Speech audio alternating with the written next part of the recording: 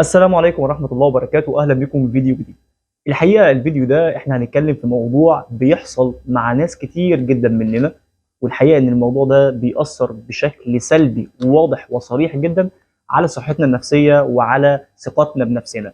الموضوع بكل بساطة وهو احنا إزاي نقدر نتعامل مع الشخص اللي بيتعمد إنه يقلل من قيمتك، الشخص اللي بيتعمد إنه يهز ثقتك بنفسك، وخصوصا اذا كنت في جروب او كنت مع اصدقائك، او حتى لو كنت في بيئه العمل مع زملائك في العمل. فان شاء الله هنتكلم في الفيديو ده عن الاسباب اللي بتؤدي هذا الشخص او هذا النمط من الاشخاص انه يعني يعمل الموضوع ده، وكمان هنتكلم على الطرق الفعاله الاساسيه والمجربه والعلميه اللي هتساعدك بشكل كبير انك تتعامل مع هذا الشخص او مع هذا الموقف باحتراف شديد. فلو انت اول مره بتشوفني فانا ايهاب الغرباوي، اخصائي التحليل النفسي من خلال علم الفراسه ولغه الجسد. مهم جدا علشان تحصل على مزيد من الفيديوهات المرتبطه باداره الاعمال والمرتبطه بالتنميه الذاتيه وعلوم التحليل النفسي، انك تشترك دلوقتي في القناه وتفعل زر الجرس علشان يوصل لك كل الفيديوز والاشعارات من النوع ده.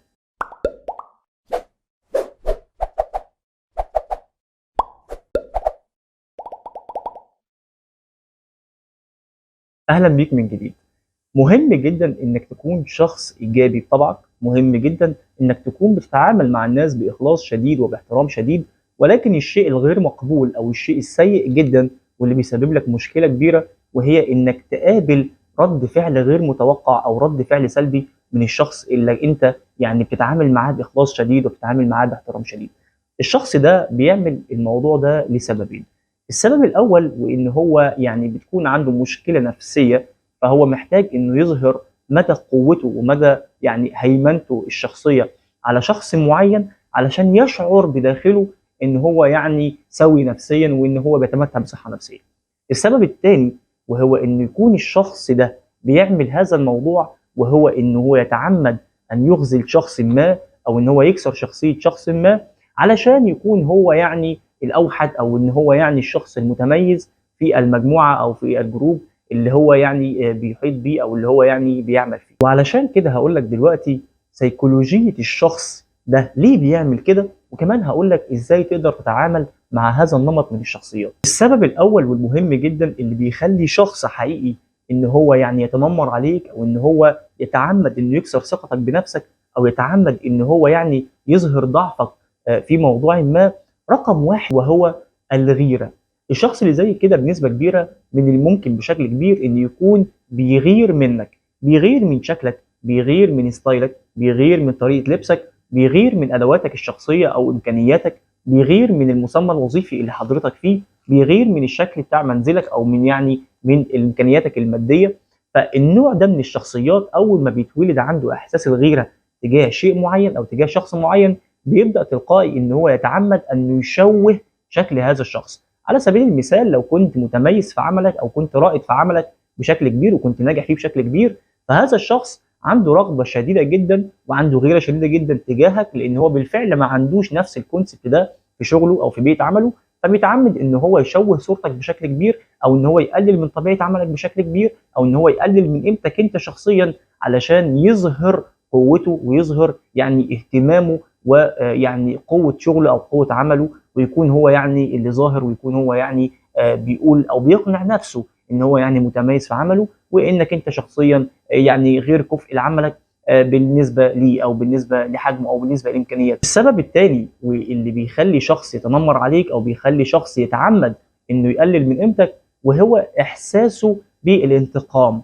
يعني ايه؟ يعني الشخص اللي زي كده على سبيل المثال من الممكن انه يكون عاوز ينتقم من شخص معين او من مجموعه اشخاص او ينتقم من شيء معين وغير قادر على هذا الانتقام، او هو يعني ما عندوش الجرأة او ما عندوش الشجاعة انه ينتقم من هذا الشيء. فبيعمل ايه؟ بيتعمد انه يعني يظهر انتقامه او ينفذ انتقامه في انسان ضعيف. فبمجرد ما بيرى انك انسان ضعيف وانك انسان غير مستعد لاظهار ثقتك بنفسك قدامه، او انك يعني ما عندكش القدرة على رده او ردعه، فبيبدأ بشكل تلقائي انه يتنمر عليك وانه يتعمد انه يقلل من قيمتك. وده احساسه الداخلي او بينقل احساسه الداخلي لعدم قدرته على مواجهه شخص معين فبمجرد ما بيلاقي الشخص الضعيف او مهزوز الثقه بيبدا يشتغل على الموضوع ده او يبدا ينفذ الموضوع ده. السبب رقم 3 برضه، والسبب او من الاسباب المهمه جدا، وهو البحث عن الاهتمام. يعني الشخص ده ممكن يكون شخص بطبعه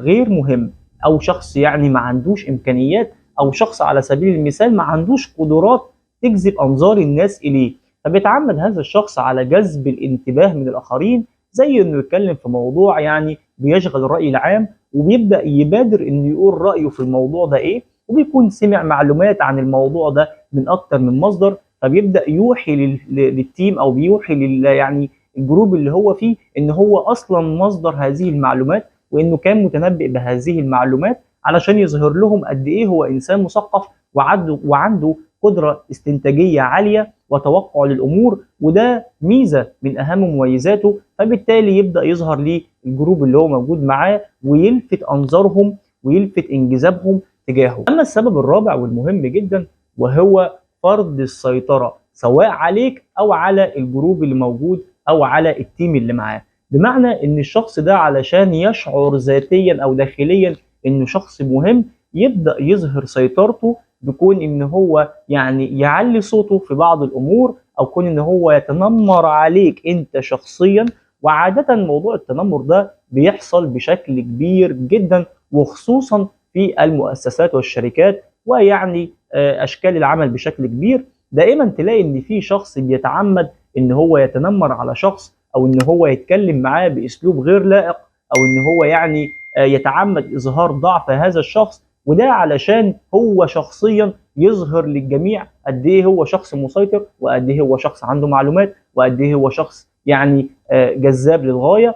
فطبعا مهم جدا على الجانب الاخر انك ما تكونش الضحيه لمثل هذا الشخص او مثل هذا النوع من الشخصيات. ودلوقتي مهم جدا بعد ما عرفنا الاسباب الاساسيه اللي بتخلي شخص يتعمد ان هو يقلل من قيمتك او من قيمتك الذاتيه، دلوقتي هقول لك على طرق مجربه بالفعل تقدر من خلالها انك ترضع هذا الشخص، او انك توقف الشخص ده عند حده، او انك تكون جاهز للتعامل مع مثل هذا النمط من الاشخاص.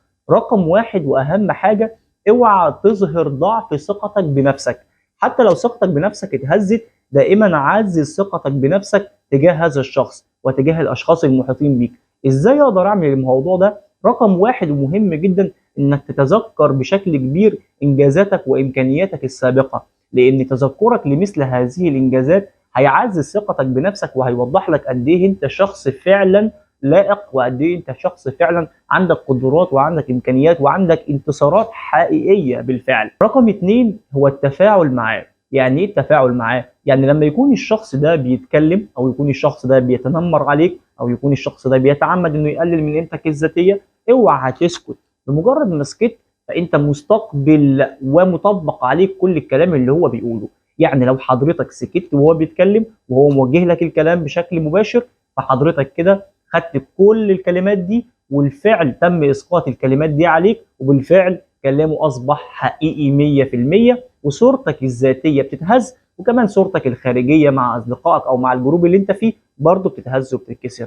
طيب اعمل ايه؟ تفاعل معاه وناقشه بشكل بسيط، واوعى تدخل معاه في نقاش او جدال. وعلشان كده خطوه رقم 3 والمهمه جدا، لا تجادل هذا الشخص ولا تدخل معاه في نقاشات طويله، لان هو بالفعل عاوز يسحبك للمنطقه دي، هو بالفعل عاوز ياخدك لمنطقه النقاش والجدال علشان يستعرض عليك اكتر من كده، وعلشان يظهر لهم ويأكد لهم بالفعل ان هو كمان انتصر، وان كلامه كان حقيقي في نهايه النقاش ده او في نهايه الجدال ده. فاوعى تدخل معاه في نقاش طويل او جدال طويل. ومهم جدا انك تطبق الخطوه رقم 4، وهي انك تواجهه بنظرات عينيك. يعني طول ما هو بيتكلم انت بتبص له بشكل مباشر، وعامل اي كونتاكت ما بينك وما بينه بشكل ملحوظ. كمان مهم جدا انك تتوافق وتختلف معاه.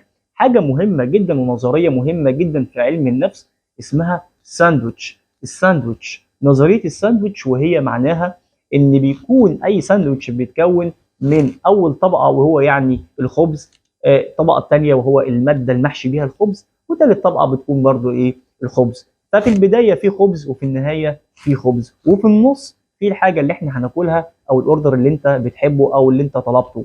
طيب ده معناه ايه؟ معناه انك هتتوافق معاه بشكل كبير جدا وبعد كده هتقول ولكن وتختلف معاه، وفي النهايه برضو هتتوافق معاه بشكل كبير جدا. طيب ده معناه ايه؟ ده معناه انك في البدايه يعني زي احنا بنقول توافقت، وكان الموضوع بالنسبه لك يعني يمشي، ويعني الموضوع كويس، ولكن بعد كده في الطبقه اللي في النص انت حطيت له السلبيه، وحطيت له كمان ان كلامك ده غير حقيقي بالفعل وغير حقيقي بالمره. وبعد كده في النهايه، لان دي اخر نتيجه بتوصل لعقله الباطن وبتوصل لعقول الجروب اللي موجود، ان كلامك من الممكن يكون صح، ولكن في نوع من الخطا او في شك من الخطا. فكده انت ولا توافقت معاه ولا اعترضته، ولكن وضحت له انك فاهم وانك مركز وانك تقدر تغلطه، ولكن بشكل غير مباشر. الطريقه الاخيره والمهمه جدا،